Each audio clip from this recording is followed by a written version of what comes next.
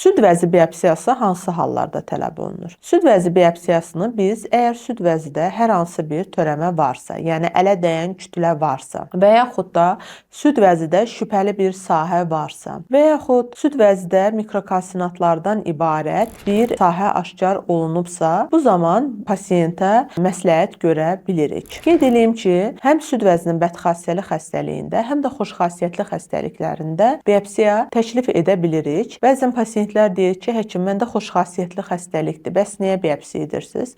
Bəzi hallarda hətta özünü xoşxassiyyətli xəstəlik tipində göstərən, yəni fibroadenomaya oxşayan quruluşda olan süd vəzi xərçəngi də ola bilir. Ona görə də əgər sizdə fibroadenoma, kista və yaxud da müəyyən törəmələr varsa süd vəzidə, həkiminiz sizə biopsiya məsləhət görürsə, həkiminizə qulaq asmağı və onun məsləhətinə əməl etməyinizi sizə tövsiyə edirəm. Çünki orada müəyyən şübhələr varsa, onu aradan qaldırmaq üçün biopsiya etmək lazımdır.